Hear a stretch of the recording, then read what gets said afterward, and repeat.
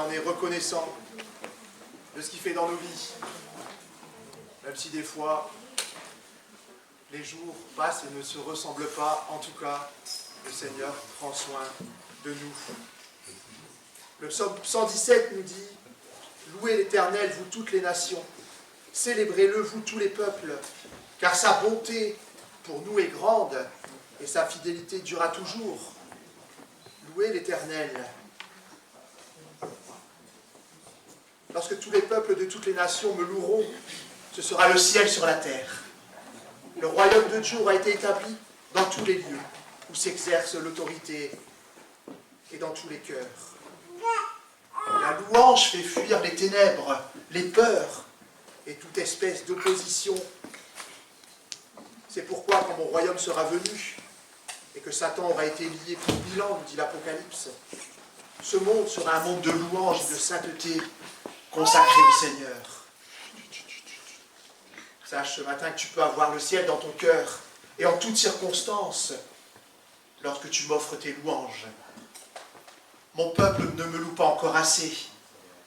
Si mes enfants me rendaient gloire au lieu de se plaindre, de gémir, de s'exprimer, d'exprimer leur crainte, leur colère et leur frustration, ils entreraient dans une nouvelle dimension. Satan serait encore plus vite vaincu et son royaume renversé. Comment les nations et les tribus de la terre peuvent-elles me louer lorsque mes propres enfants, rachetés par mon sang, ne le font pas? Loue-moi ce matin pour toutes les choses, même pour les situations les plus difficiles de ta vie, les situations tristes, pénibles, compliquées. Parce que le Seigneur nous a fait cette promesse. Oui, toute chose concourt au bien de ceux qui aiment Dieu, de ceux qui sont appelés selon ses desseins. Il nous a aussi donné cet ordre. Rends grâce en toutes choses, car c'est à votre égard la volonté de Dieu en Jésus-Christ. Le Seigneur nous dit ce matin, crois que je suis tout proche de toi. Je ne suis pas un Dieu lointain. Je t'aime et je veux répandre ma vie et instaurer mon royaume en toi. Mon règne est un règne de paix, de joie et de sainteté. Et si tu as mal agi contre moi, demande-moi pardon, puis loue-moi pour le sang et je te purifierai. Marche dans la sainteté et dans la joie éternelle. Que le Seigneur nous régénère ce matin, pendant ce temps de louange, pendant ce temps de prédication, pendant ce temps de repas fraternel que nous allons prendre ensemble. Avant de chanter ce premier chant qui dit « Venez le célébrer, son grand amour, venez le chanter », je vais simplement remettre ce temps entre les mains du Seigneur. Merci Seigneur parce que tu as préparé nos cœurs ce matin à venir dans ta maison. Peut-être que nos cœurs étaient ailleurs ce matin, Seigneur. Peut-être que nos pensées étaient ailleurs, mais ce matin, nous voulons nous recentrer sur toi, Seigneur. Faire de toi notre priorité, et pas simplement pendant les 2 heures que nous allons passer ensemble, mais pour chaque jour de notre semaine, pour chaque jour de cette année, pour chaque jour que tu nous accordes sur cette terre, Seigneur. Et Seigneur, nous voulons être ce matin prêts à t'obéir, prêts à t'écouter. Et pour cela, eh bien, nous avons besoin que tu nous transformes encore, tu nous façonnes, tu nous modèles, Seigneur. Et Seigneur, parfois nous sommes des enfants résistants, qui ne se laissons pas faire par toi, Seigneur. Seigneur, ce matin, eh bien, façonne-nous encore un peu plus. Et j'aime dire et redire que, oui, quand je sors de ce lieu, je ne suis pas le même que quand je suis rentré ce matin. Et Seigneur, que chaque jour soit de cette sorte, Seigneur, quand on a ce face-à-face quotidien avec toi, tu nous permets d'avancer. Merci parce que tu vas nous faire du bien et nous voulons ensemble bien t'entonner ce premier chant. Oui, venez le célébrer, nous venons, Seigneur, te célébrer.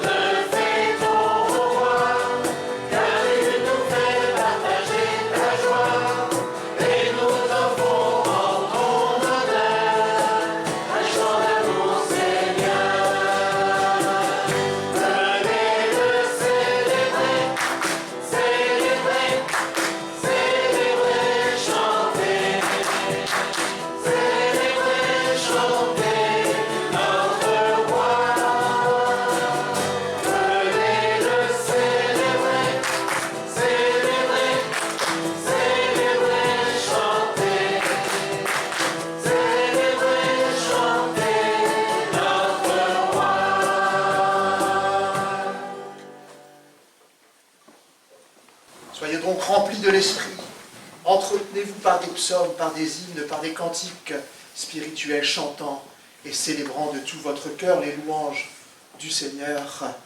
Rendez continuellement grâce pour toutes choses à Dieu le Père, au nom de notre Seigneur Jésus-Christ, vous soumettant les uns les autres dans la crainte de Dieu. Le prochain cœur que j'ai choisi, c'est « Éclate de joie, ô mon âme, déborde de joie, ô mon cœur ». La présence du Seigneur, c'est la source du bonheur.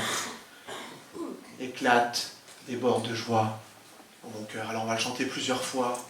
On va le chanter une fois tranquillement, doucement, et on va laisser monter, alors on va essayer de laisser éclater nos voix ce matin au Seigneur, et lui dire combien on l'aime.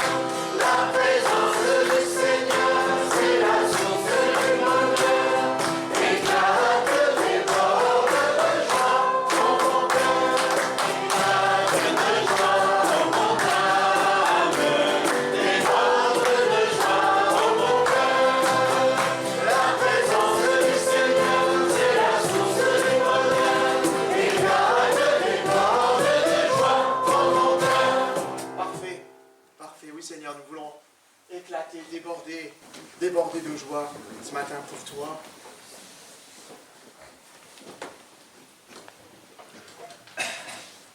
Et pour ça, je veux te suivre. Je veux te suivre là où tu veux m'emmener. Je veux te suivre là où j'ai surtout pas envie d'aller. Mais Seigneur, toi, tu connais ce qui est bon pour moi. Et souvent, je me fais cette réflexion, Seigneur, les choses arrivent comme ça. Je vois pas, je comprends pas, je sais pas. Ou alors je prends un chemin et je me dis, est-ce que c'est vraiment là que je dois aller, Seigneur, je ne sais pas, je veux vraiment que ce soit toi qui dirige mes pas, qui m'oriente, qui soit mon GPS, le GPS de ma vie. Et je veux lui dire ce matin, oui, je suivrai mon Seigneur et mon Maître. Et la deuxième partie de la phrase, sans jamais m'éloigner de ses pas, et c'est là où ça se complique.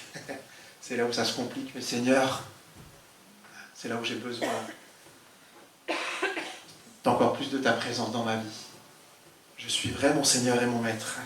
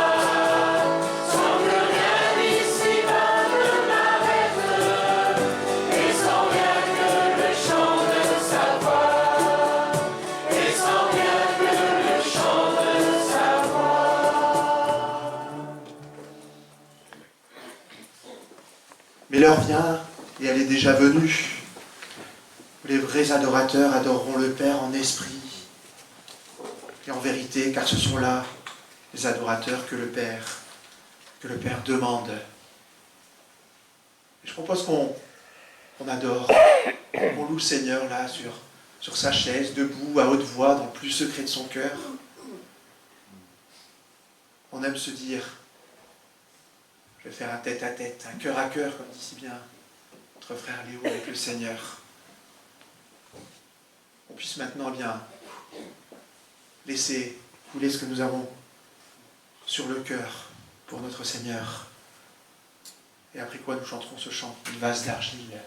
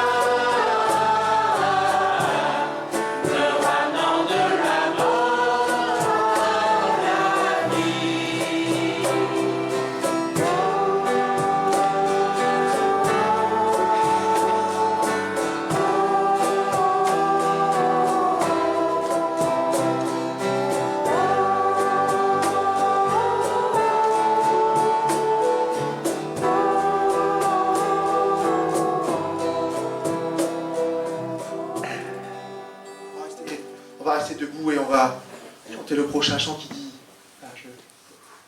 libre, je suis libre, libre de mes chaînes, libre de nos chaînes, Seigneur, maintenant. Oui, nous marchons vers toi parce que ta main souveraine affermit nos pas. Souveraine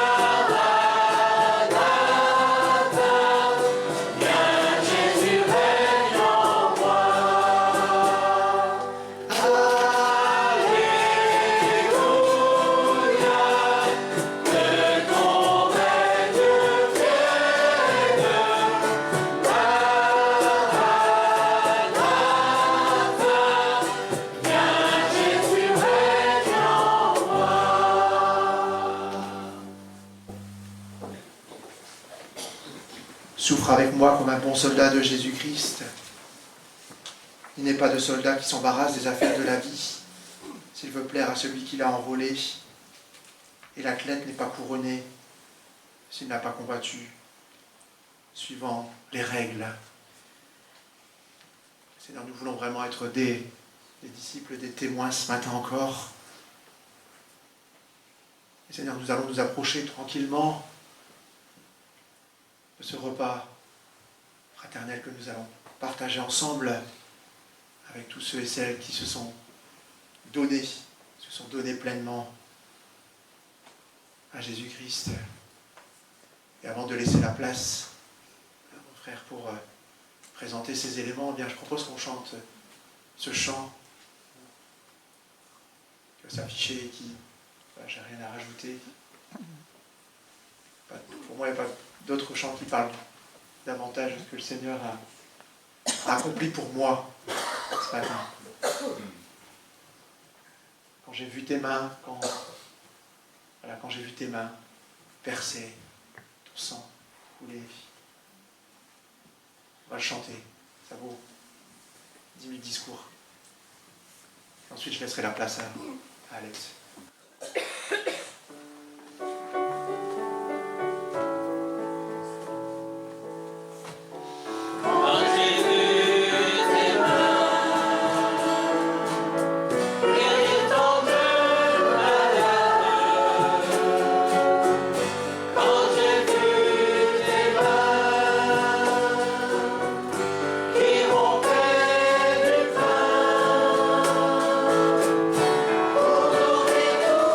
Tout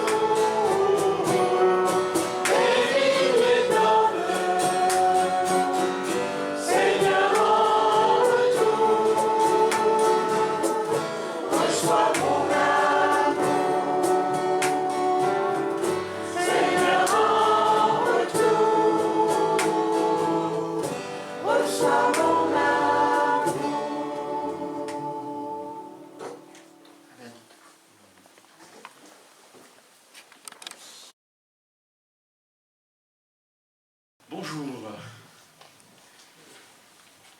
Alors, à qui la scène est-elle destinée? Question.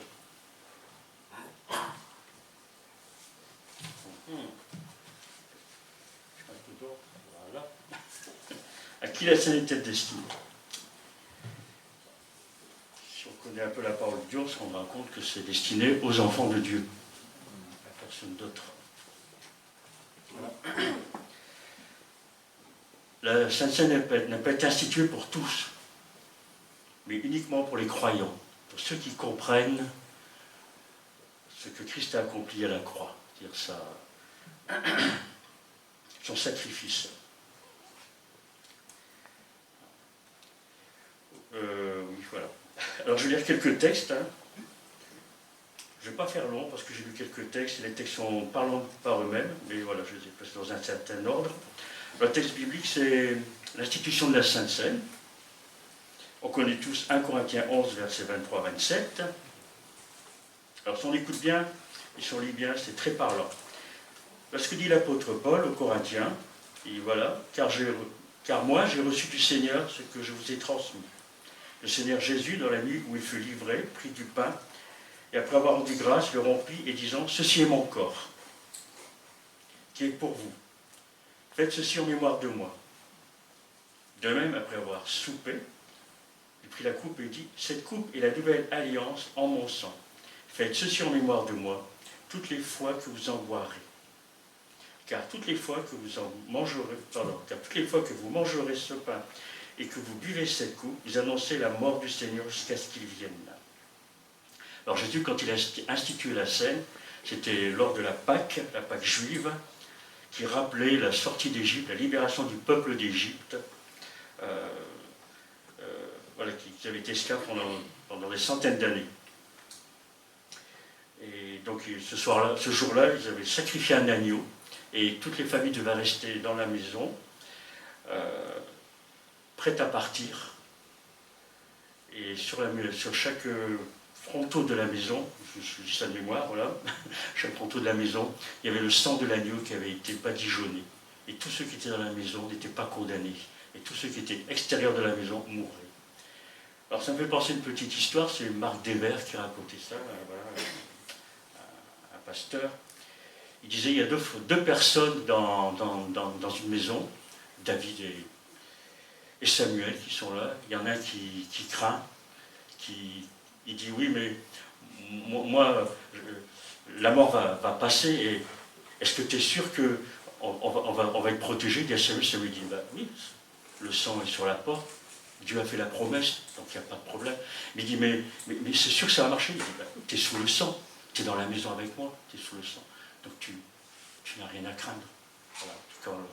Quand la mort est passée, les premiers-nés sont morts, selon la promesse de Dieu, et ceux qui étaient dans la maison ont été gardés. Même ceux qui avaient peur, même ceux qui craignaient un petit peu, ils n'étaient pas très sûrs, mais ils étaient sous la protection du sang de l'agneau.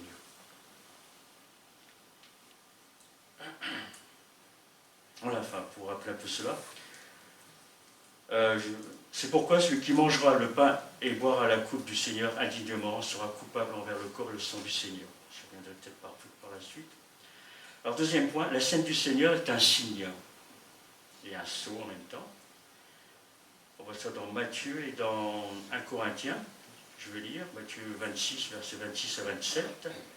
Pendant qu'il mangeait, donc le soir de la Pâque juive, Jésus prit du pain et après avoir dit la bénédiction, avoir rendu grâce, il le remplit et le donna aux disciples en disant, prenez, mangez, ceci est mon corps.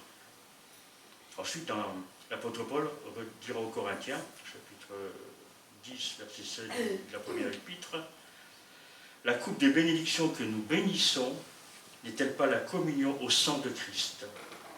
Le pain que nous rompons n'est-il pas la communion au corps de Christ? La scène scelle notre appartenance à Christ. Et en même temps, en prenant le pain et en buvant la coupe, ça nous rappelle que nous participons à la vie de Christ. Nous sommes identifiés aussi à sa mort et à sa résurrection. Ça symbolise que Christ devient notre vie, notre nourriture. Aujourd'hui, c'est Christ. Ce n'est plus ce que le monde nous propose, ce n'est plus en nous-mêmes, mais c'est en Christ. Notre véritable nourriture est là. La scène nous représente ce repas aussi.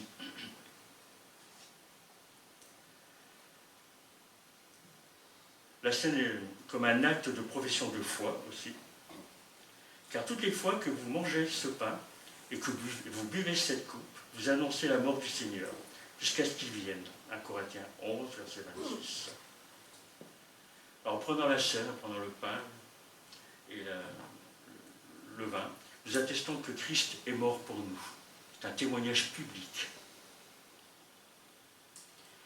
Que nous croyons en son sacrifice substitutif, c'est-à-dire qu'il est mort vraiment à notre place, qu'il a pris la colère de Dieu sur lui, cette colère qui nous revenait légitimement, car nous sommes fils d'Adam.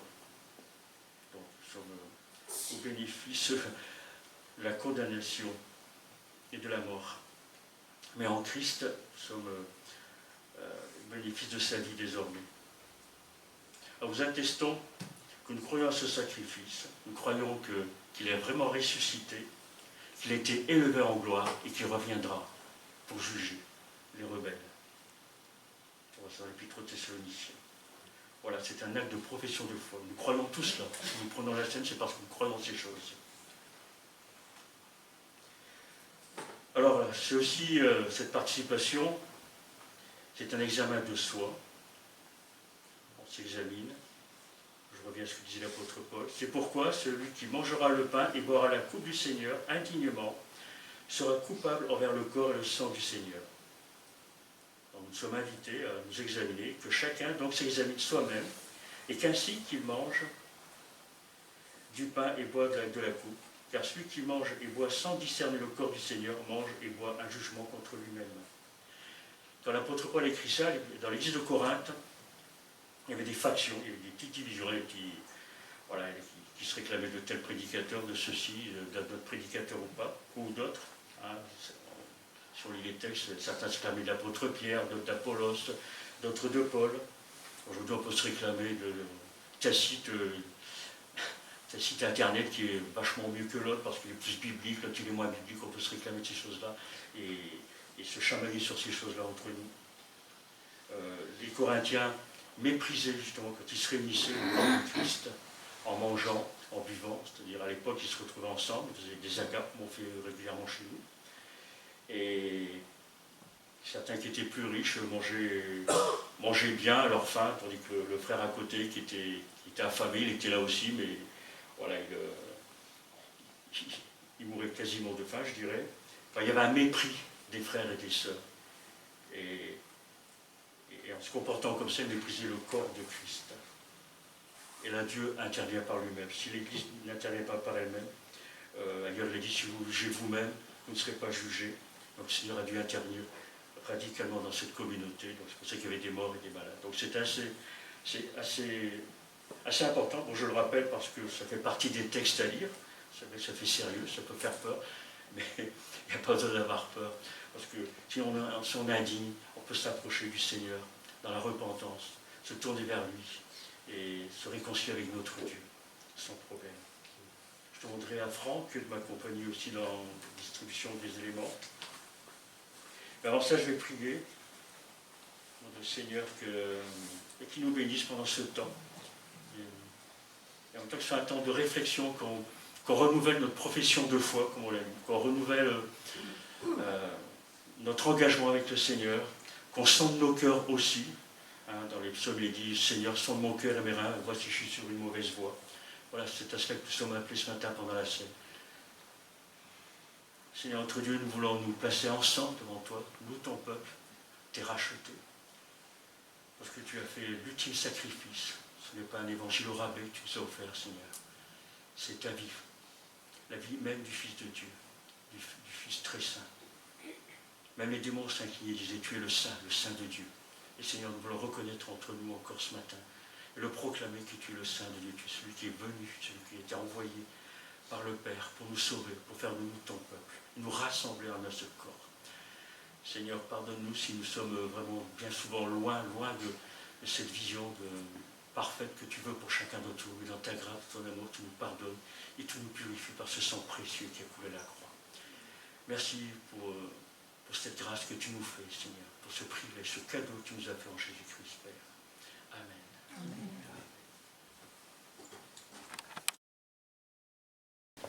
Maintenant, faire un petit récapitulatif, comme cela a été annoncé, un petit récapitulatif des premiers chapitres du livre de Daniel. Nous avons vu plusieurs parties, des situations que même on n'aurait, je pense, pas aimé vivre. Se retrouver devant un roi quand même assez cruel, mais la grâce de Dieu était là. Et ce matin, j'aimerais pouvoir soulever 3 points que j'ai supposés importants dans ces passages. On va les englober ensemble. C'est surtout cette pensée que Dieu est souverain.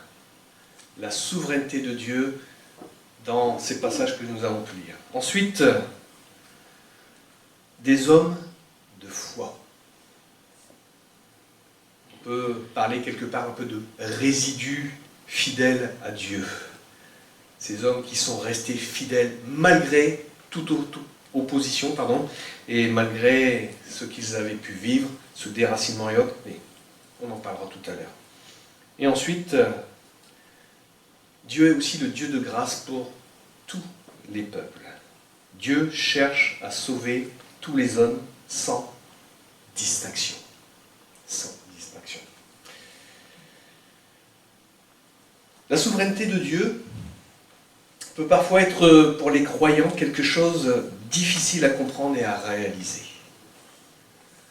Surtout quand on est un jeune chrétien, quand on est né de nouveau, eh bien, il y a des choses que l'on apprend, que l'on acquiert, que l'on assimile avec le temps, avec la lecture de la parole, avec les expériences, avec tout ce que le Seigneur nous donne de vivre.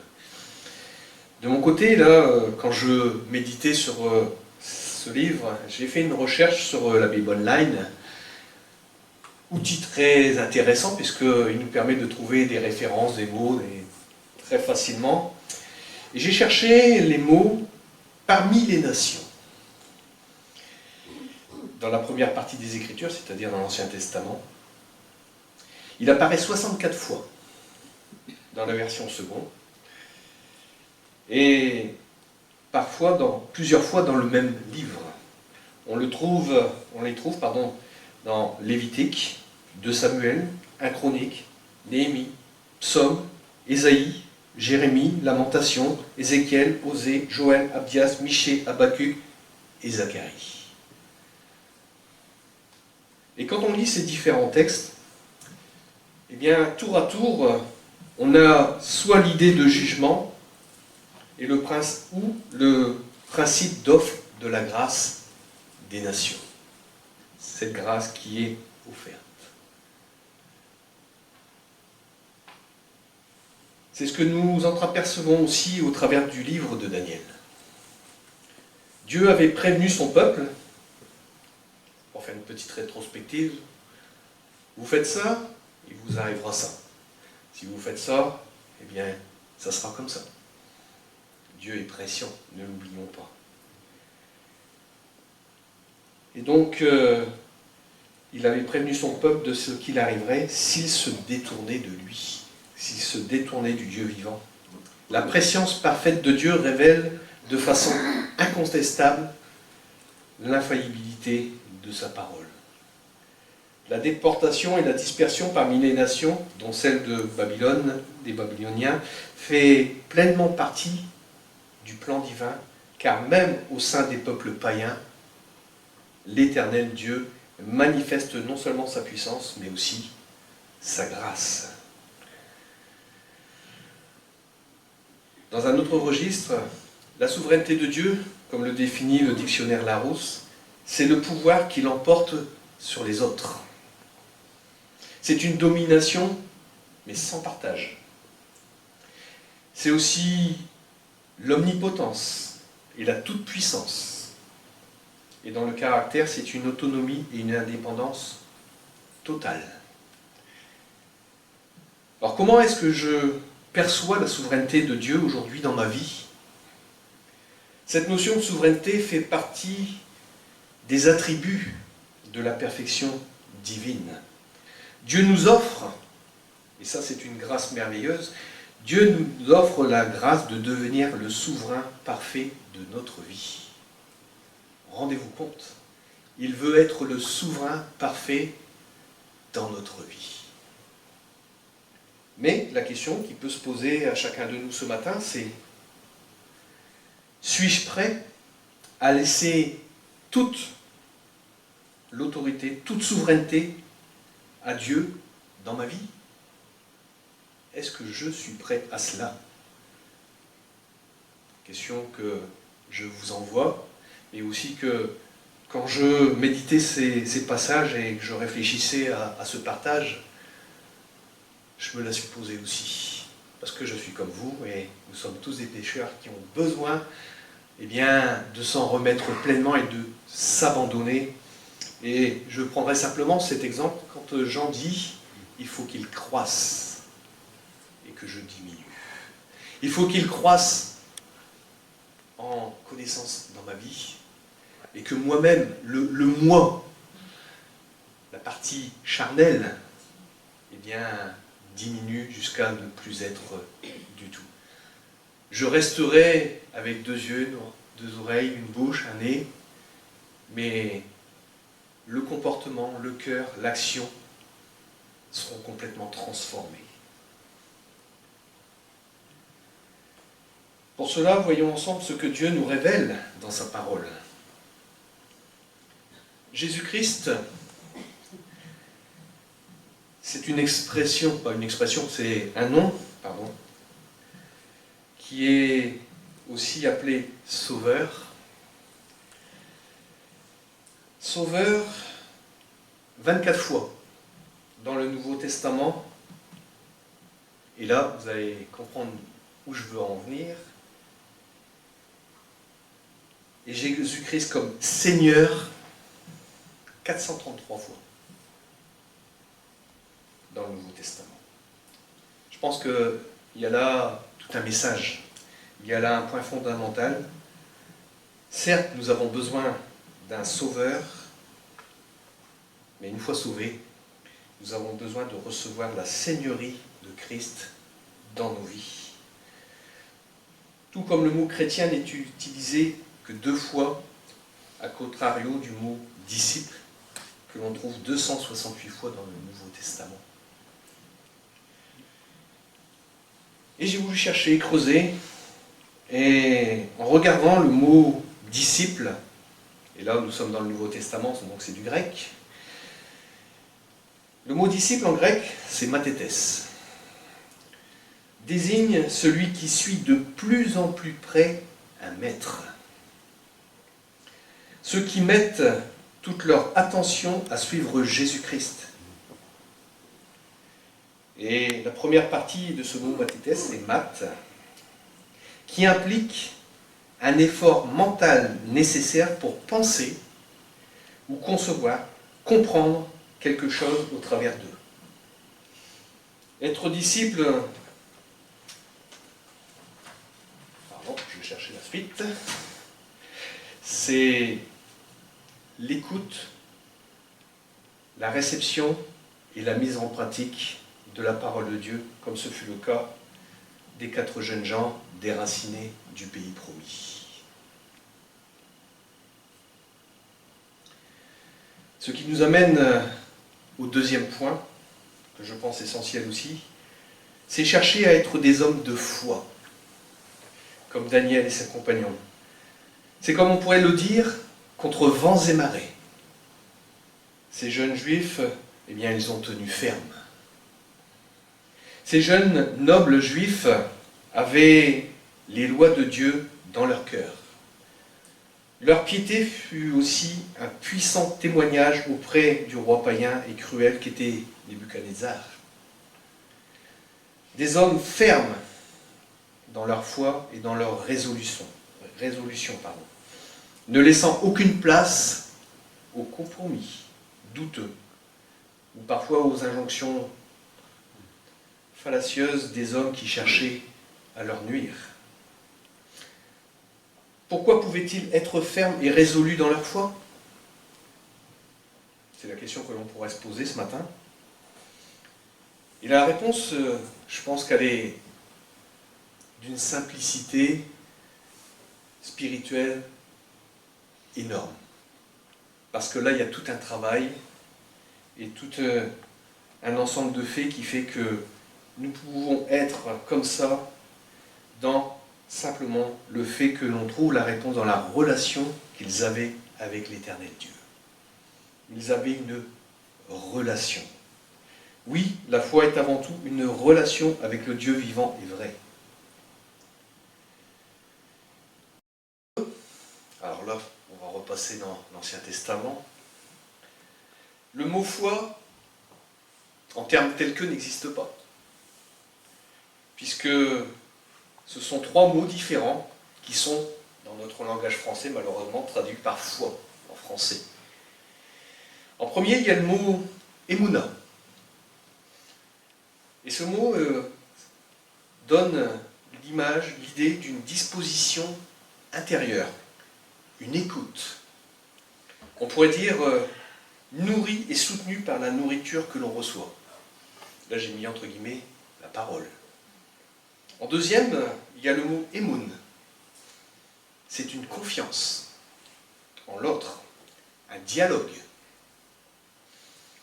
Je pense que vous êtes comme moi, on ne peut pas avoir confiance en quelqu'un si on n'a jamais discuté avec. Est-ce que vous pouvez avoir confiance en quelqu'un avec lequel vous n'avez jamais eu aucune discussion? Je ne pense pas. Je pense qu'on est pareil, on réagit de la même façon. Eh bien, malgré cela, entre personnes humaines, parfois même quand on a un dialogue, une relation, eh bien, de temps en temps, on peut encore se faire avoir, malheureusement. Et ça, on peut le vivre avec des expériences dans l'extérieur. On croit connaître la personne, puis je pense que ça nous est tous arrivé un jour ou l'autre d'avoir été déçus, blessés. Mais voilà, il nous faut avancer, on pardonne. Littéralement, émoun, c'est ferme dans ce qu'il a reçu. Dieu ne change pas. En lui, il n'y a ni changement, ni ombre de variation. Et en troisième, il y a le mot émet. C'est une disposition extérieure. Être vrai, c'est dans l'action. En résumé, par vérité et assurance dans l'action.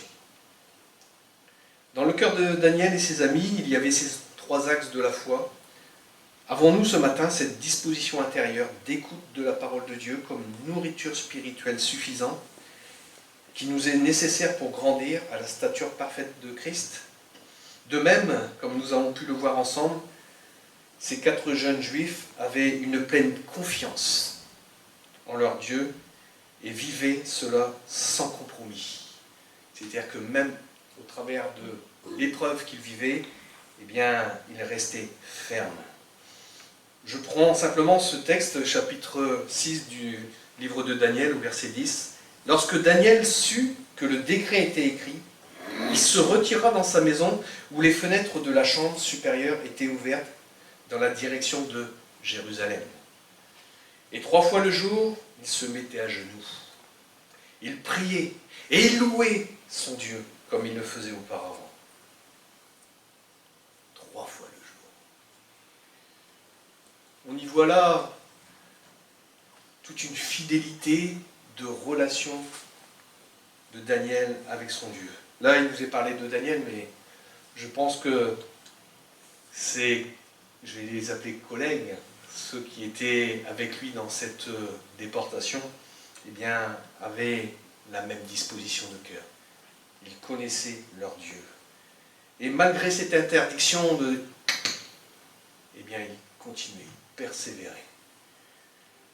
même s'ils devaient en mourir, eh bien, ils restaient fermes dans leur position vis-à-vis de Dieu.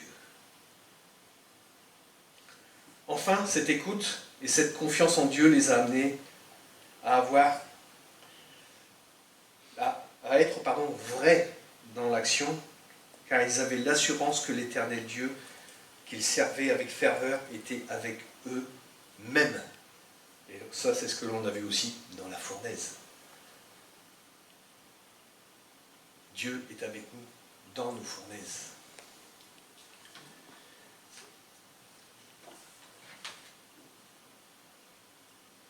Ensuite, pour la dernière partie, parce que le temps passe quand même assez vite, Dieu cherche à sauver tous les hommes sans distinction. De toute race, de tout peuple, de toute nation, Dieu appelle chacun et chacune à revenir de sa mauvaise voie pour participer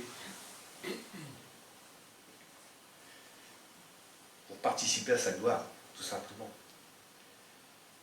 De ce troisième point ressort de ces quelques chapitres ce qu'est l'orgueil. L'orgueil d'un homme l'abaisse, mais celui qui est humble d'esprit obtient la gloire. Bon, je n'ai pas noté la référence du verset, mais avec la Bible Online, vous le retrouverez facilement. Et c'est ce que nous avons vu aussi au travers de ce roi qui était, à ses yeux, tellement élevé, tellement fortuné, puisqu'il était comparé à la tête d'or, à un empire immense. Et pourtant, même si c'est Dieu qui a permis qu'il soit placé là, ça a été non seulement pour un jugement, mais aussi en contrepartie pour faire grâce. C'est ce que nous pouvons trouver dans le livre des Proverbes au chapitre 29 et 23, que Dieu a toute latitude pour agir de façon pédagogique, hors de tout entendement, afin d'amener à la raison tout homme qui, de par la surface de la terre, est éloigné de lui.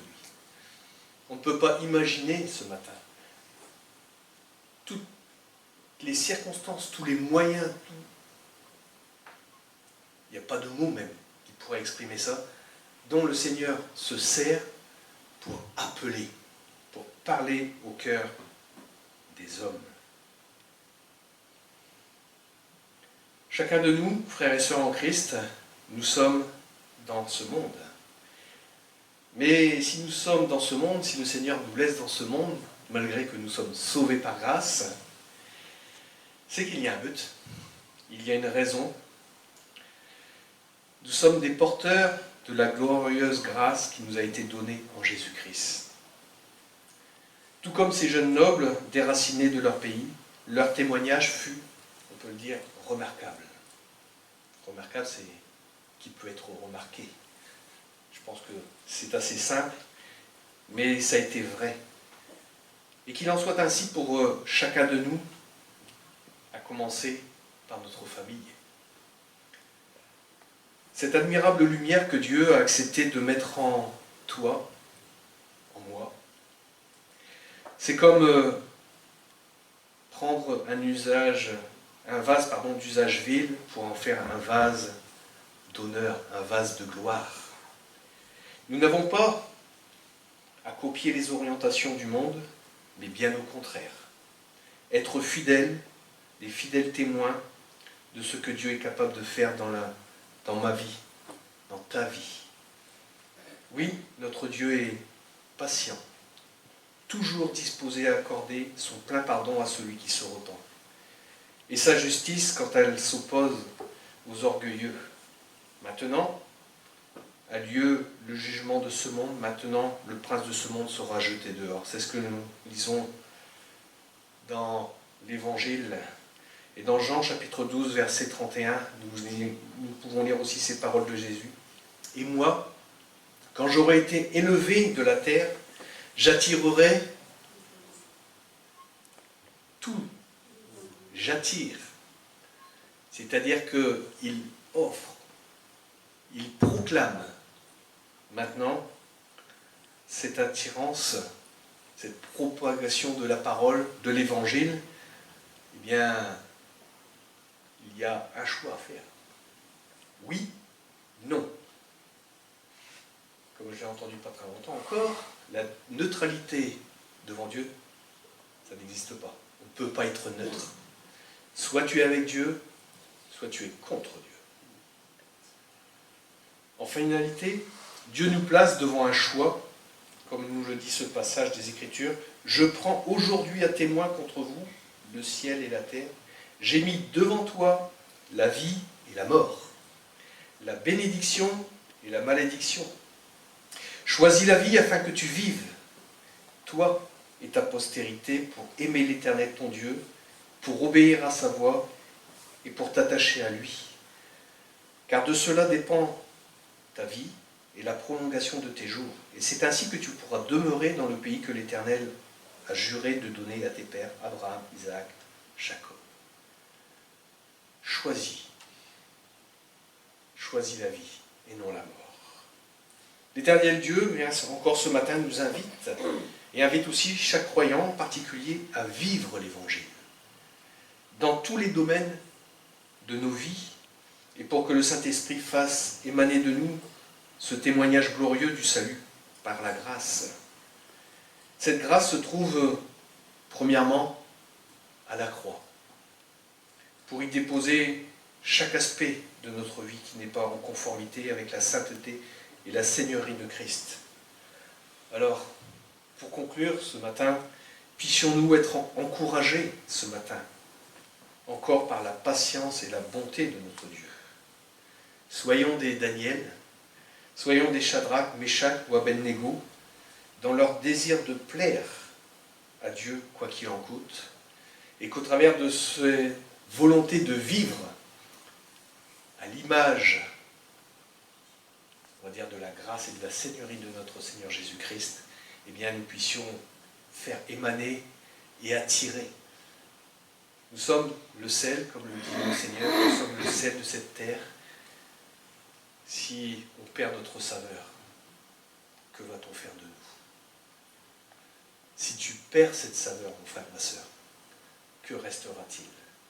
Alors, sois ce disciple, que je sois ce disciple, qui se rapproche toujours plus de son maître. Comme cela a été dit précédemment, d'apprendre à le connaître toujours plus et davantage. Qui peut dire « je connais Dieu parfaitement ce matin » On peut dire que l'on a reçu une grâce immense, une grâce infinie, un amour parfait qui s'est manifesté en Jésus-Christ. Maintenant, à chacun de nous de manifester cela. Prions ensemble. Seigneur, merci pour ce partage. Merci aussi parce que tu m'as fait du bien.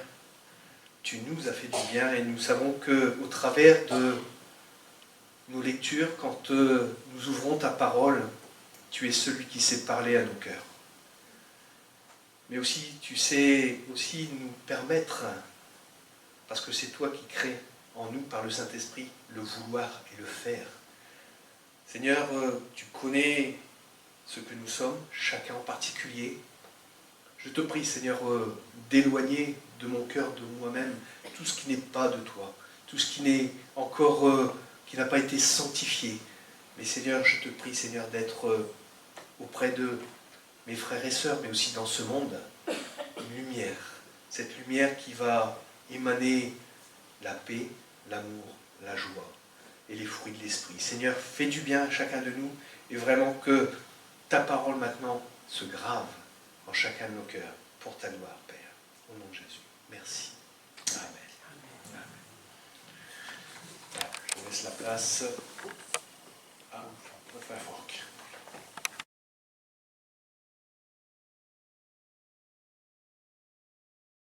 À régler.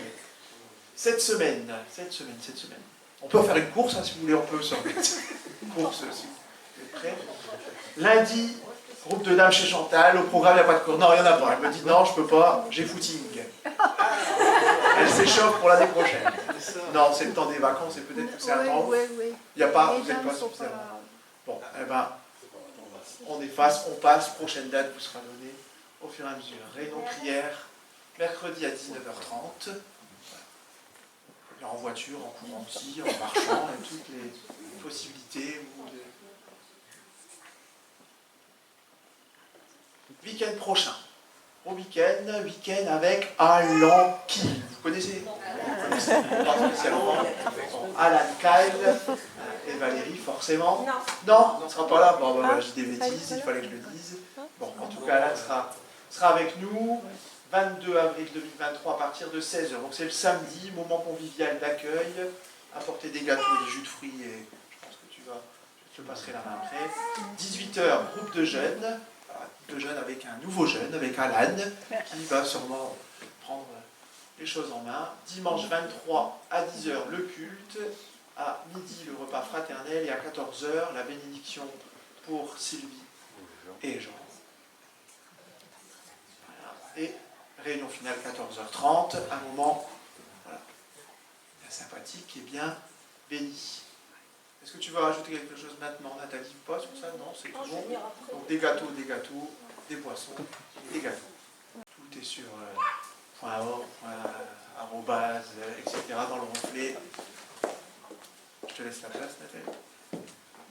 Juste quelques précisions pour tous ces moments conviviaux. Il faut ramener samedi des gâteaux, des jus de fruits. Dimanche, c'est une agape classique, donc salade, viande froide, pain, fromage et dessert comme d'habitude. Et pour la collation pour Sylvie et Jean, donc ils nous offrent tout ce qui est à manger et ils demandent qu'on amène aussi des boissons. Donc ça fait beaucoup de boissons à amener. Donc je voulais aussi vous dire qu'il y a, vous n'avez pas pu le louper, plein de pain sur la table d'entrée. Donc servez-vous, ne laissez rien. Si, ça doit, je vais dire comme les pubs, tout doit disparaître. Donc vous pouvez prendre, vous pouvez congeler, enfin servez-vous. Et vous dire aussi qu'hier avec Ruth, nous avons fait un gros nettoyage de printemps dans l'église. Nous avons trouvé beaucoup de choses à droite, à gauche. Et nous avons mis à votre disposition une table, là juste derrière, avec des choses à donner qu'on a retrouvées un peu partout dans l'église. Alors n'hésitez pas, il y a un aspirateur, il y a un presse-agrumes, il y a plein de choses que les gens ont amenées. N'hésitez pas à aller vous servir. Et ce que je vous demanderai aussi, c'est que quand vous amenez des choses, de nous le dire, parce que franchement là, on en a retrouvé un petit peu partout. Donc donnez, enfin mettez à un endroit et dites-le nous. Merci beaucoup. On peut se lever pour chanter ce dernier chant.